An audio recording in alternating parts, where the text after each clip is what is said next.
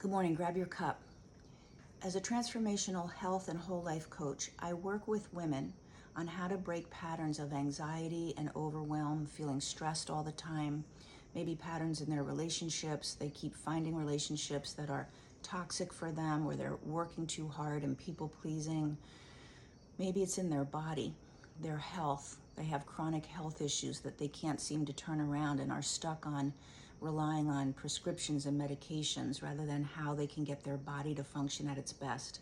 So that's the work that I do with my clients. And I want to share with you, if any of that resonates with you, that there are 4 areas in your life, in all of us as we grow up as children, 4 areas that will be the root cause of these patterns that are showing up now as an adult, maybe even for decades.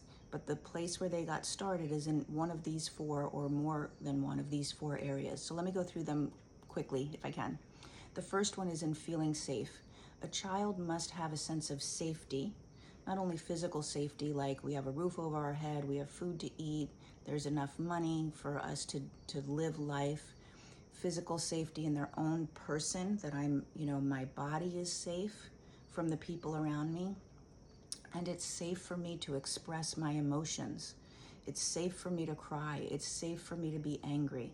So a child who's hearing anything like, explosive anger that's not expressed appropriately, or silent anger, that's the silent treatment, or being told, you want something to cry about? I'll give you something to cry about, or boys don't cry, anything like that, then the pattern of always protecting and not allowing emotions to move through them, and what do I need to do to feel safe in life? That's what's going to come out of that particular area. The second thing that's critical for children is unconditional love. Unconditional. That means I feel loved even when I mess up. I feel loved even when I make the poor choices. Even when I have to experience the consequences, I still get a sense that I'm loved through it all. So unconditional love is what we need, but most people get conditional love, which is hearing things like, what's wrong with you? What are you, an idiot? Get out of my sight. I can't even look at you. Why would you do that? You're so stupid.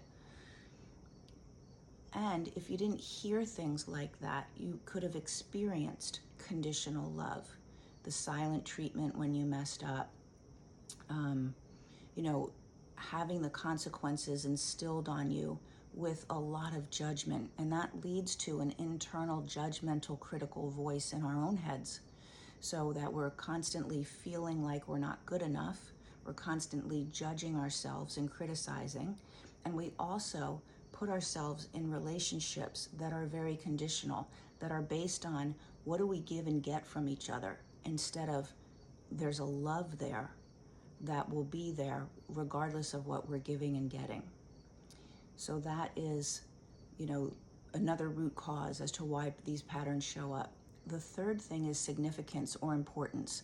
A child needs to feel, even when they're this big, that they are important in the household. It doesn't mean what they want runs the household. It doesn't mean there's no consequences. What it means is how I think and feel and who I am is important, even if I'm 6 years old.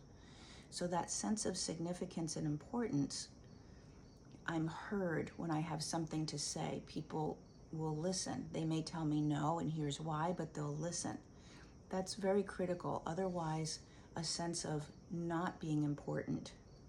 If you heard things like children are seen and not heard, or you do it because I said so. I'm the adult, you're the child, and as long as you live in my house, you do what I say. Those kinds of things. Anybody hear those besides me?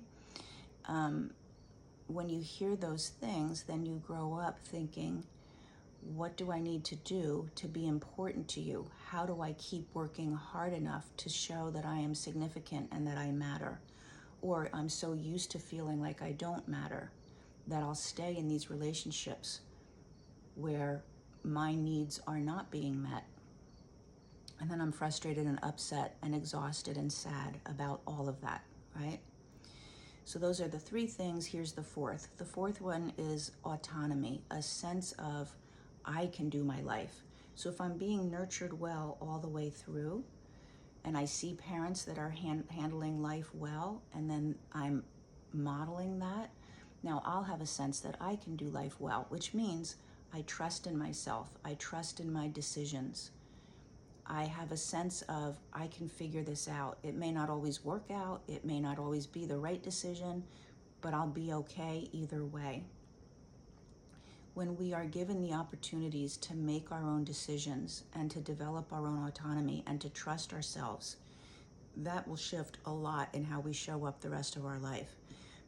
One way that that doesn't happen is if we know, let's say you're 8 years old and you know there's something wrong in the house, like you can feel it, there was an argument or there's a problem, and you say to a caregiver, what's wrong? And you're told, nothing's wrong, it's fine. Like right there in that moment, the message is, I can't trust myself because I really felt, I could feel something was wrong. I am connected to the energy in the house and I know it's not okay. Yet the grown-up is telling me I'm wrong. They're telling me, no, don't worry about it, everything's fine.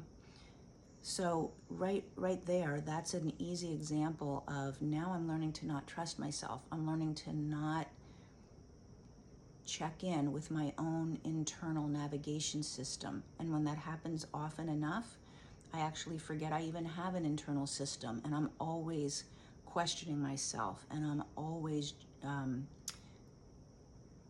worried that what I'm choosing and what I'm deciding is not okay. So if you put all of those together, if lack in any of those areas is present, then a lot of behavior patterns that we'll have as grown-ups, a lot of choices that we make will keep being a replication of trying to fix what we didn't get when we needed it. So that's the work that we do, is how do we unravel that, and how do we create those things now that we're big and on our own and doing our own life and want to really change these patterns. If any of that resonated with you, go ahead and put talk in the comments, and I'll make sure that you get a link to my calendar. It's a free conversation, and we can have a conversation together about the patterns that you have and what would need to happen in order for you to change all of that and create something else. We'd love to talk to you. Have a good day.